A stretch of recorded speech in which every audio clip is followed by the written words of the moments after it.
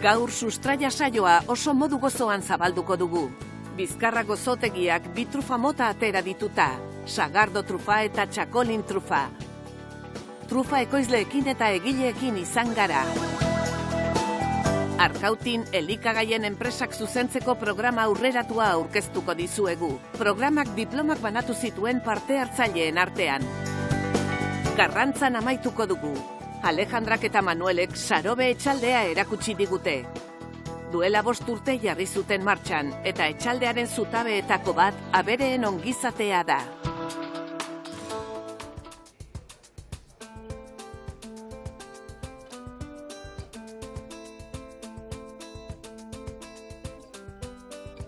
Oiarte sagardotegia eta turismo baserria Zerainen dago. Maitek eta Aritzek sagardotegia zabaldu zutenetik oso garbi zeukaten sagardo onak egin nahi zituztela era ekologikoan ekoitziak. Haientzat sagarrondoak dira Oiarteren arima. Upategian sartu ostean sagardo bat dastatu dute. Aritzek Oiarte aurkeztu digu eta dastatu duten sagardoa deskribatu digu. Oiarte Zerainen dago, 15 urte daramazkigu bodega bezala, eta gaur egun ia 5 hektarea sagasti baditugu, 7 bariedekin, eta pixkat bariedeka lana egiteko edo bariedeka sagardoak ekoizteko pentsamentutan gabiltza. Gaur egun ia egiten ditugu 2 bariedeko sagardo desente, bariede bakarrekoak, eta gauza desberdinak egite aldera sagarrarekin. Hau da errezil sagarrarekin egindako sagardo bat, gero Aritz egurrezko barrikan eukitzen dugu, egur toketxo hori hartzeko. Gauza desberdin bat eta produktu desberdin bat, sagardoaren produktu bezala bilakaera evoluziontan, beste aukera bat. Sagar produktu berrietan, merkaturatze bide berrietan eta abarretan, Oiarteren izaera berritzailea antzematen da. Merkaturatzen dituzten produktuak Aritzek berak aurkeztu dizkigu. Gaur egun 8 produktu desberdin ditugu Oiarten, Euskal Sagardoaren barruan bakarrik, ez da Euskal Sagardotik aparteko sagardorik ez da ekoizten, sagardo normala, premiuma eta ekologikoa, Markesa, 2 bariedade eta aurrek urteko 10aren gainean ondua, Aritz egurren ondutako beste sagardo berezi bat, apardun bat, metodo tradizionala erabiliz egindako apardun bat, gero daude 2 latak, lata normala eta lupuloarekin fermentatutako lata, eta gero egiten dugu izotzezko sagardoa, mostoa kongelatu eta deskongelatu, eta mosto konzentratu baten fermentazioa izaten da, eta gero barrika pixkaten baten zaio izotzezko sagardo honi, urte bete inguruko barrika. Euren espiritu ekintzaileari jarraituz, Oiarteren produktu sorta zabaldu duten beste 2 sagardo atera dituzte merkatura. Aurtengo 2 berrikuntza txiki egin ditugu, latan joango direnak, bat 3 gradu alkoholeko sagardo bat, oso sagardo atsegina, trago errexekoa, alkohol baju horrekin, eta beste sagar ardo bat, ardo txuri tipoko zea bat, filtratu, eta oso gauza berezi bat baita ere.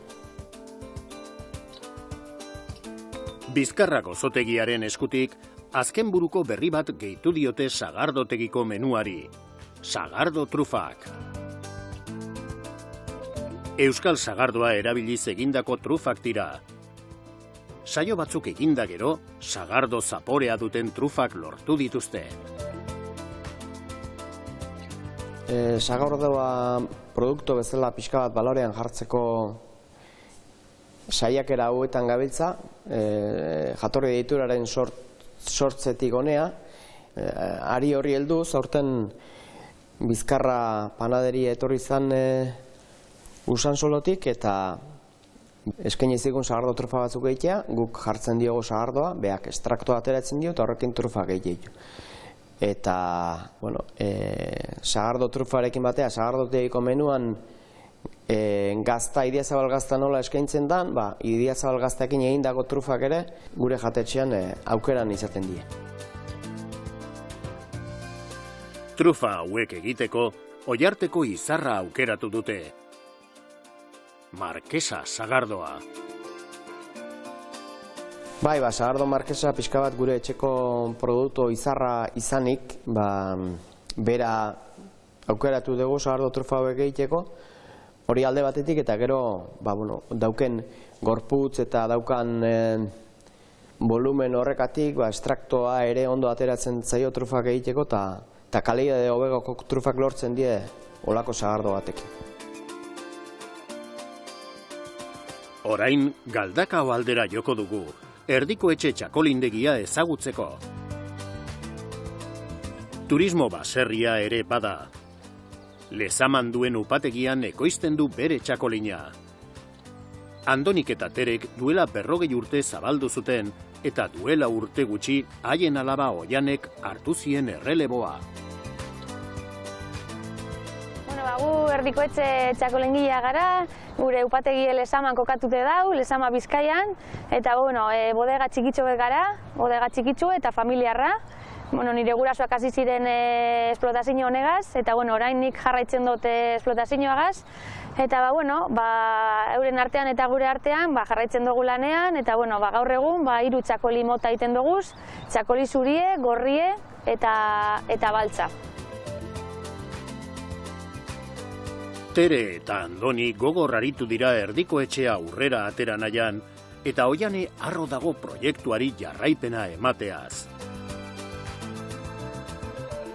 Ni bigarren generazioa naz, gurasoak oindala 40 urte hasi ziren esplotazio honekin lanean, eta 2019 urtean ikartu neban erreleboa.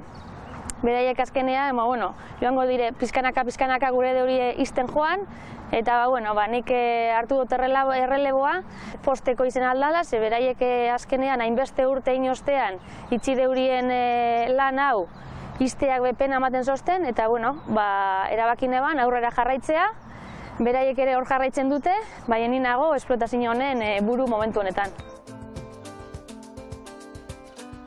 Erdiko etxeen ere, txakolin berrien aldeko apustua egiten dute, tradizioa eta berrikuntza batuz produktuen balioa areagotzeko. Normalmente txakolina gehien konsumitzen den edo merkatuak eskatzen duena da urteko txakolina. Egia da txakolina urtekotik kanpora, txakolina gataten duzuela txakolin berezia bebai. Berezia zergaitik, normalmente egiten duelako krianza sobreliesekin.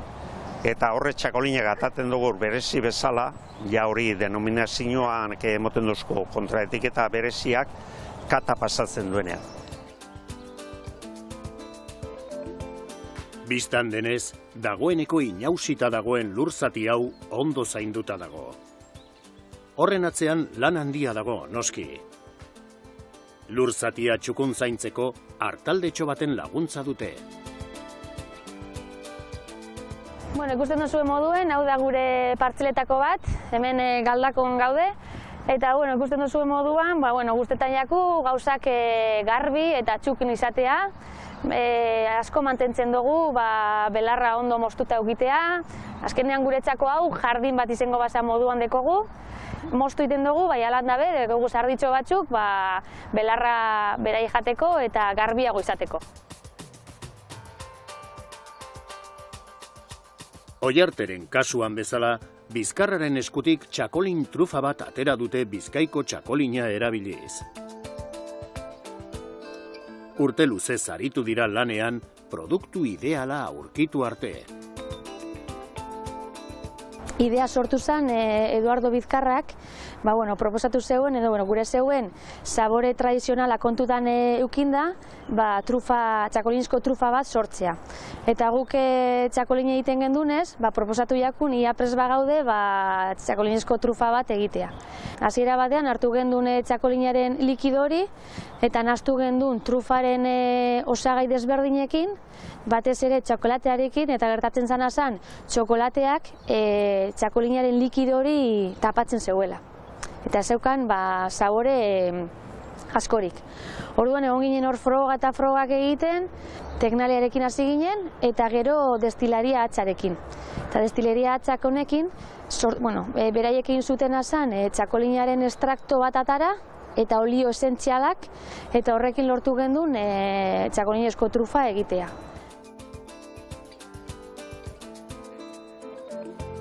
Andonik eta Oianek txakolin bat dastatu dute, eta aldi berean trufa bat, zaporeak eta aromak alderatzeko.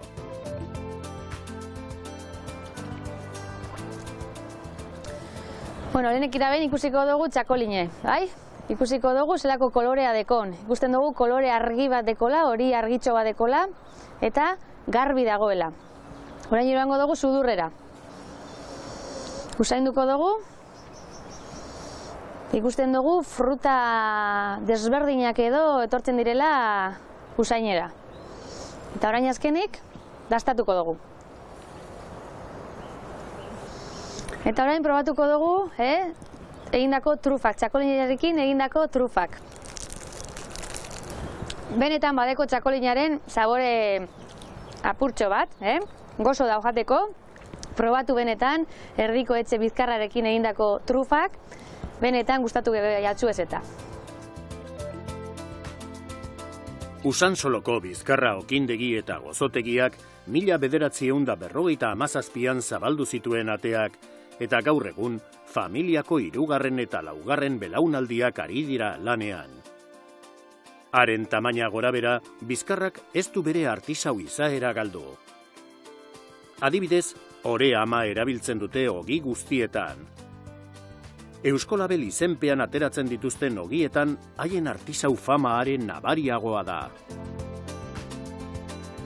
Nire aititea hasi zen, lehenangotan bakarrik okindegi auki gendun, eta gero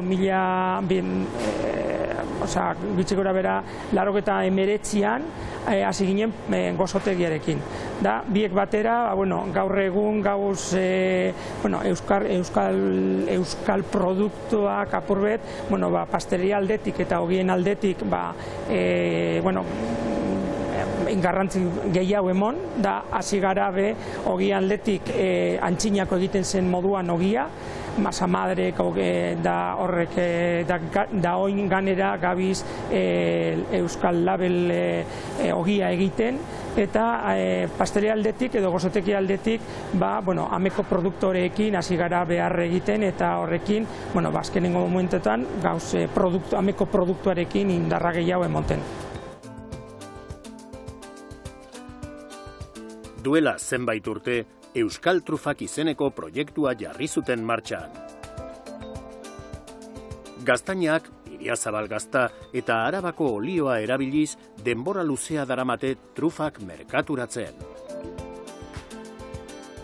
Pentsatzen duen gazta trufak hasi ziren, oin igual 6 urte edo, ze daukaguz leguzu batzuk Urkiolan, Urkialdean, eurek ardiek eta aukiben da horretik gazta, eta euren gaztarekin hasi ginen egiten lehenango trufa edo gazta trufak.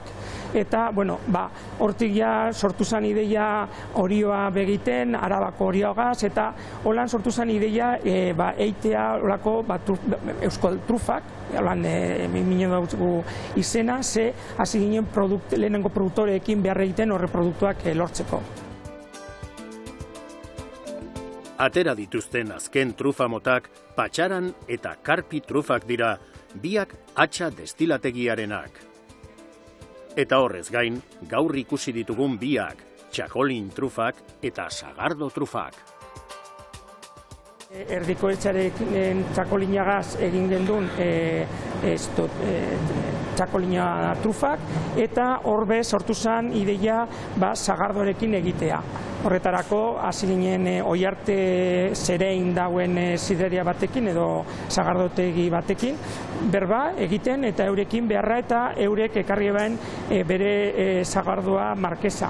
Markesa da sagardo ekologikoa, Goierriko sagarrekin egindakoa, eta bebai atzarekin hasi ginen estraktoa egiten, eta holan lortu dugu beste 4 trufa barriak, eta horrekin euskal trufak 3 til 7 arte lortu gondu oinarri.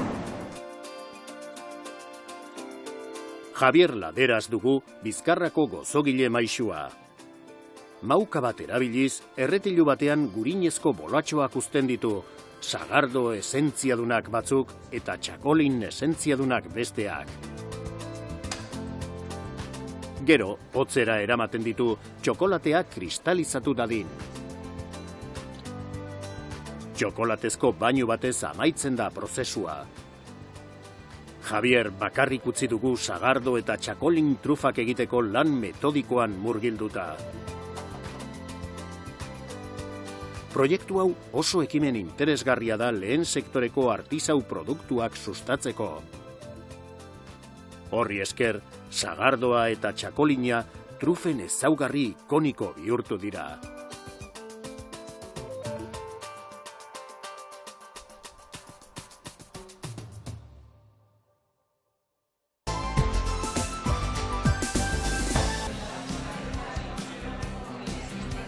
Otsailaren 26an, Arkautin diplomak banatu zituzten elikagaien enpresak zuzentzeko programa aurreratuan parte hartu zutenen artean. Programaren 2. edizioa izan da, eta dagoeneko lanean ari dira 3. antolatzeko.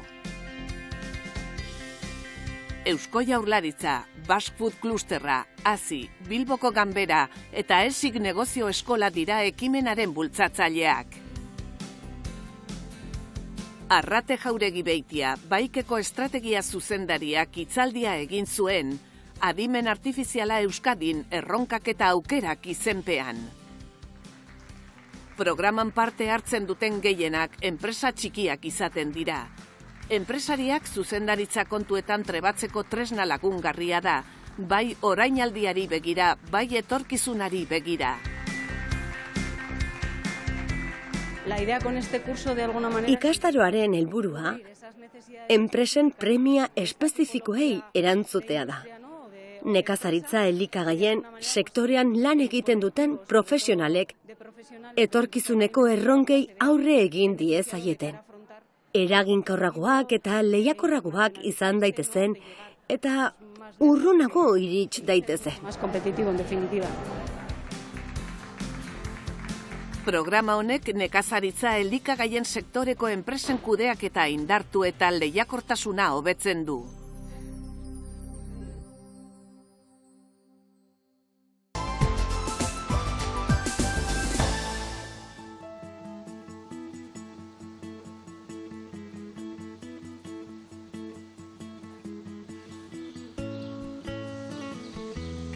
Euskal abeltzaintzaren eremu garrantzitsuenetako bat Karrantzako harana da, eta jarduera horren barruan esnebeiak nabarmentzen dira.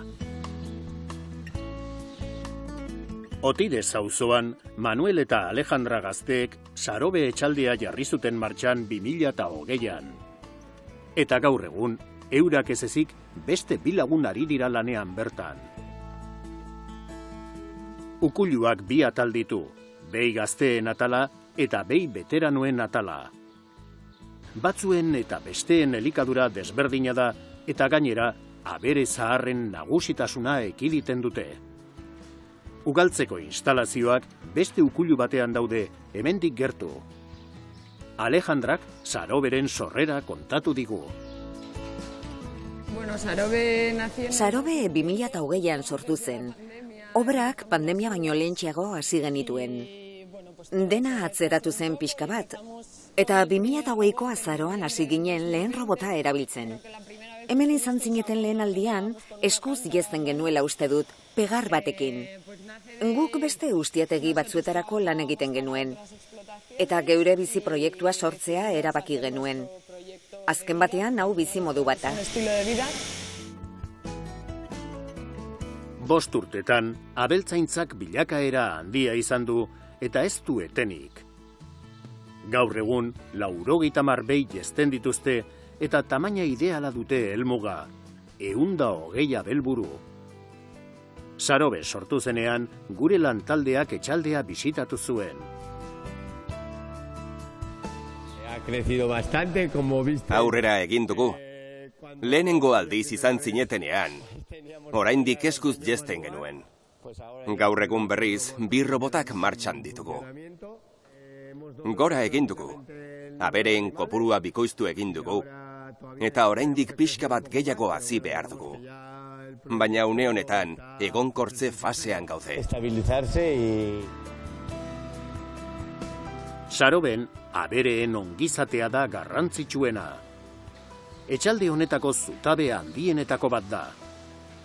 Garbitasuna, higienea, etzaleku erosoak eta elikadura ustiategiaren eguneroko ardurak dira.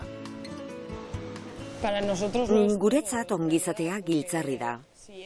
Abereak ondo badaude, esne gehiago emango dute, luzaroago biziko dira, eta beraz, etekin handiagoa emango digute. Etzalekuei, behien osasunari eta elikadurari garrantzi handia ematen diegu. Ahalik eta hobekien bizi daitezen.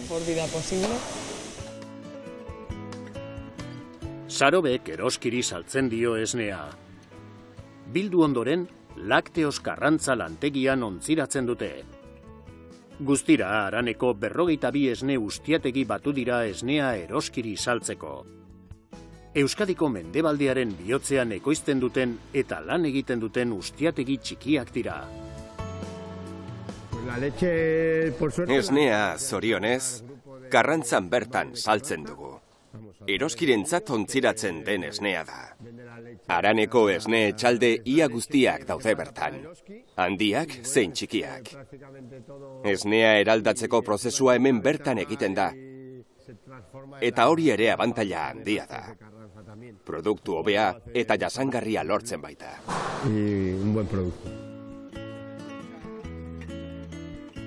Alejandrak eta Manuelek 2 seme-alaba dituzte, eta haientzat funtsezkoa da lana eta familia bateratzeko aukera izatea. Lana eta familia bateratzen saiatu gara. 2 haur ditugu. Goizean ni geratzen naiz haiekin eskolara joaten diren arte. Eta arratsaldean Manuel geratzen da beraiekin. Beraz, orain txikiak direla, gozamen hutsa da guretzat aurrekin egotea. Etxalde honetan garbitasuna funtsezkoa da. Aberei janaria banatu bitartean, mauka bat erabiltzen dute jesteko robotak eta inguruak garbitzeko. Behien jana, nahasketa eze bat da, aurrez prestatua eta hartoz, salpapaz eta oloz egina. Manuelek araldian dagoen behi bat intseminatu behar du. Behiak ernaltzeko aukerak handitze aldera, hazi sexatua erabiltzen du. Orain, araldian dagoen behi bat intseminatu behar dugu. Erabiltzen ditugun zezen guztien hazia hemen gordeta daukagu. Dagokion hazia hartzen dugu. Nitrogeno likidoan biltzen dira.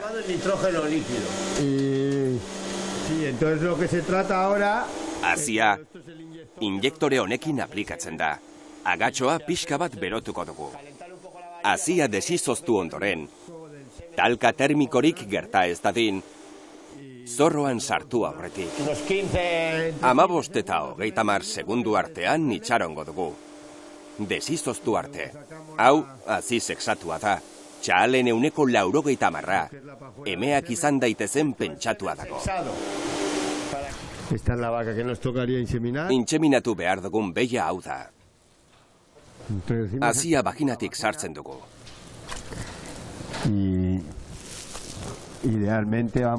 Prozesu azkarra izaten da, eta abereari traba gutxi egiten zaio.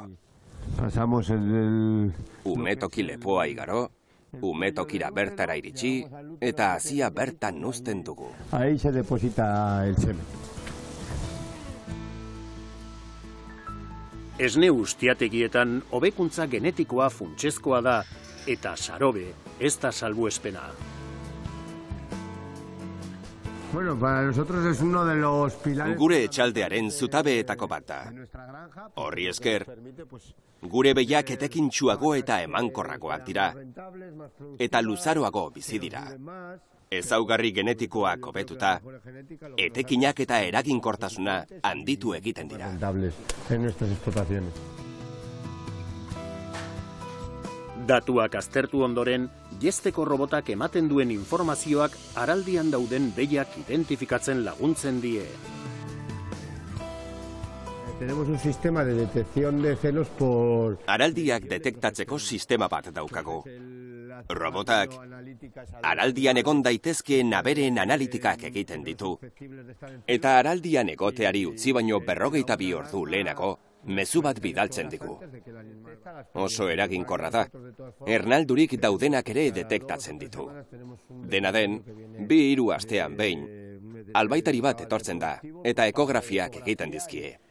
Arra ala emea den jakiteko eta ernalduta daudela berresteko. Al 100%. Jesteko roboten informazioak gaixo egon daitezkeen behiak identifikatzen ere laguntzen du. Alejandra albaitaria da eta arazoren bat antzemandako behiei kontrol sanitario bat egiten die. Todas las mañanas se revisa... Goizero, gaixorik egon daitezkeen behiak edo esne gutxiago ematen dutenak aztertzen ditugu. Batez ere, temperatura, gorozkiak, errapeak eta patologiarik oinarrizkoenak aztertzen ditugu. Duela 2 egun behi honek arazo txiki bat izan zuen. Eta begiratzen ari naiz ea hobera egin duen. Bai, askoz hobeto dago. Y ha mejorado bastante. Manuelek jesteko 2 robotetako bat erakutsi digu. Lehenik eta behin, jestera sartzen den behiaren errapeak garbitzen ditu. El robot ordeño lo que hace... Jesteko robotak, lehenik, errapeak prestatzen ditu banan-banan. Garbitu eta desinfektatu egiten ditu. Eta gero, lau txoperak jartzen ditu. Une horretan, informazioa ematen hasten da erro-zerro. Minutuko fluxua eta alakoak. Informazio hori guztia gure ordenagailura bidaltzen du. Eta hortxe ikusten dugu, beiren bat gaixorik dagoen, edo araldian dagoen. A través del robot. Ganadua, batez beste, egunean 3 aldiz etortzen da bere kaxa jestera. Hori ere, abere ongizatea da. La primera ventaja para nosotros... Lehen abantaila, aberearentzat da. Esnea ekoizteko, lehen faseetan dagoenean, gehiagotan etortzen baita jestera. Eta horrek, osasuntsuago egoten laguntzen dio. Dena dago informatizatuta. Eta jestelana zaintzen duzun bitartean, beste lan batean aritu zaitezke. Otra labor. Sarobek 5 urte daramatza lanean, eta bikote gazte honek lehen eguneko ilusio berbera du. Etxaldea hobetu nahian, beti edukitzen dituzte gogoan proiektu eta aurrerapen berriak.